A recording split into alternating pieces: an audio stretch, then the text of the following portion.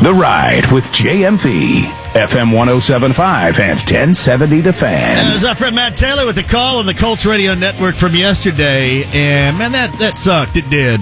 It did. Now, listen, there are a variety of ways to look at this. And believe me, we'll cover them all. But the overriding point is to be made is that this team should be 3-0. It should be 3-0 regardless of a rebuild season, regardless of the lack of talent, the lack of skill position talent coming back after a year.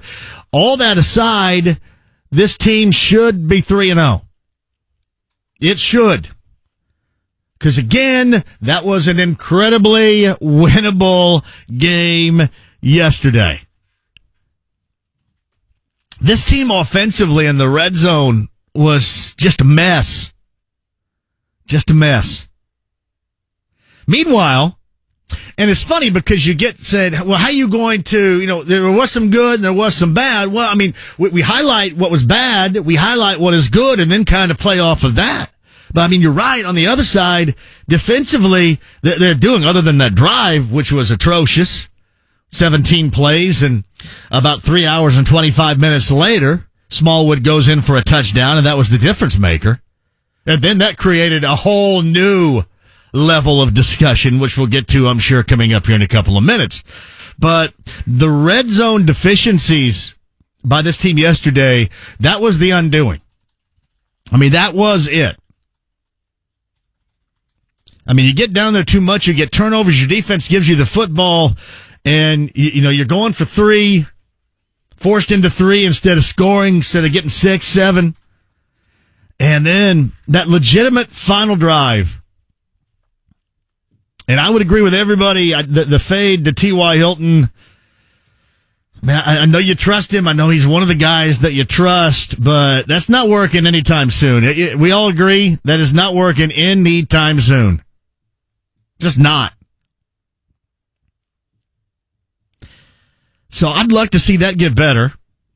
We'd all like to see that get better. And, man, wouldn't it be great if this team was 3-0? It would. Now, on the other hand... Must be Twitter. Huh? Must be Twitter. I didn't even hear it that time. I don't know. It happened on the Colts pregame huddle the other day, too. I shut it all down, and it still makes noise. Yeah. I know. We just leaving. Hey, here I am. I'm on camera right here. Camera guy leaves. Hi, how you doing? Here's some surprises for you coming up a little bit later on in this camera shot you got here when you're not around to see it. Anyway, back to the points from yesterday. The red zone deficiencies were just too much to get over. But I'm not going to go all negative. Remember, like, after that first game against the Bengals, everybody said I was the over-the-top negative guy. I'm not going to be over-the-top negative guy here, other than it's okay. It's okay if you can push the envelope in a rebuild season. That's why anybody that looks at this and suggests that, hey, everything is still okay, fine, but it's a bummer that they're not 3-0. It's a bummer they're not at least 2-1. I mean, the rest of this division right now is just tripping over itself, one right after the other. And the team that's coming in here on Sunday look terrible. They're 0-3. You get Jacksonville. Jacksonville, they regress back to the whole Bortles. He got 155 and what was a bad game for them yesterday. And it looks like Mariota is back and Tennessee got their first win, but I mean, I'm not suggesting at all there is not reason to be happy, to be excited, but I can't get myself away from the overwhelming bumming out that was yesterday. I just can't. Maybe not as much as against Cincinnati, because there were two situations, and listen, we could argue this all day long, because I have been for the past couple of days. We could argue this all day long, in fact, that you look at that play by Doyle and the fumble, and you say, well, maybe they don't punch it in. And I say, I think they do punch it in. And then you're getting all the way down there inside the 5-yard line.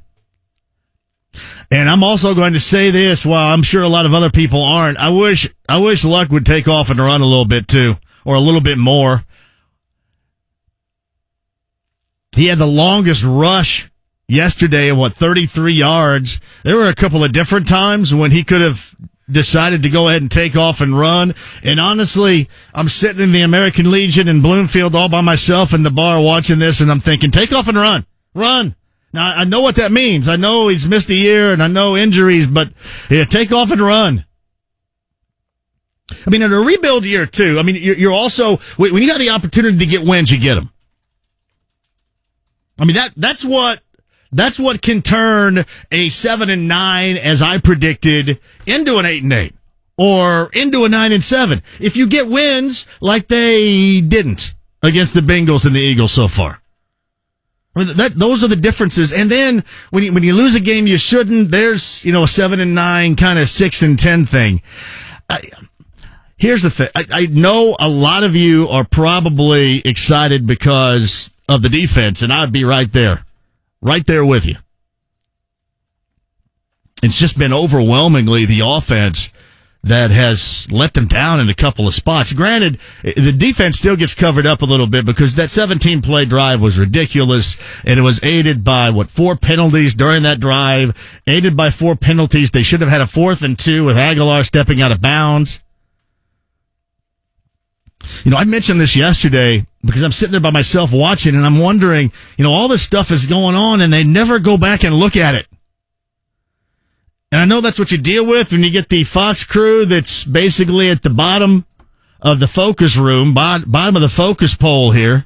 But damn, you got to go back and look at something, don't you? At some point, it was just weird. And I know that they have less cameras, less opportunity, less focus, whatever. But, I mean, hell, most people didn't even see that Aguilar stepped out of bounds until after the game. A lot of people were sending me photos, still photos. And that was just, first of all, that was just right in front of the official, too. But again, this all came down to the red zone deficiencies by the Colts and this offense and Andrew Luck. I want him to run more.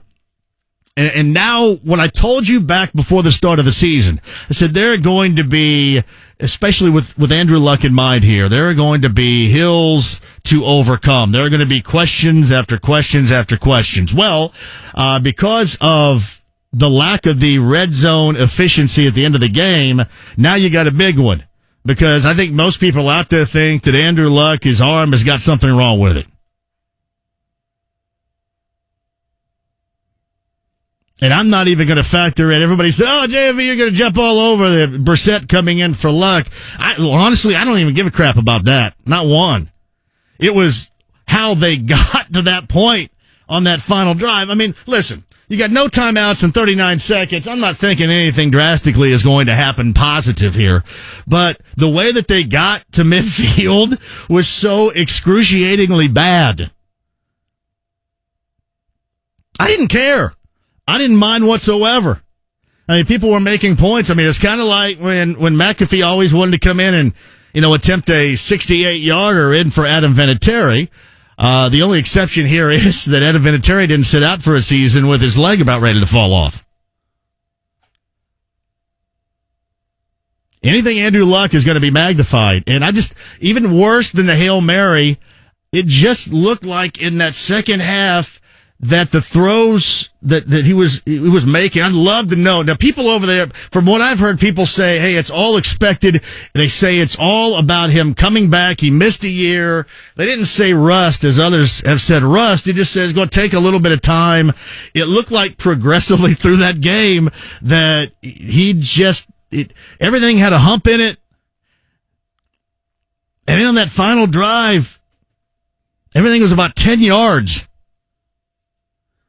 And it's like the slowest final potential winning, no timeouts, 39-second drive I've ever seen. It was almost painful. Almost painful. Colts said all the right things after the game. Luck said all the right things after the game. And no way in the world watching that things looked right. And it could be 3-4 different things. It could be exactly what I'm told. It could be exactly, trying to come back, and those are the situations. He's going to be sore. He's not going to be what he was prior to. But again, we're dealing with Andrew Luck here, so what happens? Everybody's mind starts working here. It starts working in a variety of ways. in its worst case scenario because you've been through it.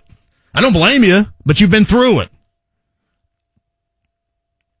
When Brissett rolled up in there, I mean, you could just see Twitter's reaction was incredible. It's, oh my, and I'm right there with you. They tell me that this is not at all unexpected, and we'll roll with that from here. But the fact remains, you could see that if he did have better velocity earlier in the game, it was shrinking drastically in the second half. There was the one throw across the field, and I think he was looking at T.Y. Hilton. McLeod made a break on the ball and probably should have intercepted it. That thing looked like it took forever to get there. Forever. And when people say, what do you think? Is he throwing with the same velocity? It just looks like that everything does have a hump in it. Everything is kind of like a touch pass oriented. And it gets you wondering, all right, is this offense right now, the short passing game, is it built beneficially for Andrew Luck because of the offensive line, which, the tackles weren't very good? Or is it built to disguise the fact that they know what Andrew Luck is going to go through?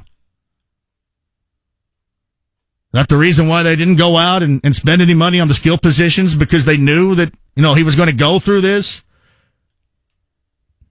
Is that what he's going through? Tired arm? Rusty arm? Or Chad Pennington 2.0? These are all the questions, and I don't mind at all if you ask, because you've been through it, just like the team, just like the quarterback, and I don't blame you. I can just tell you what I was told.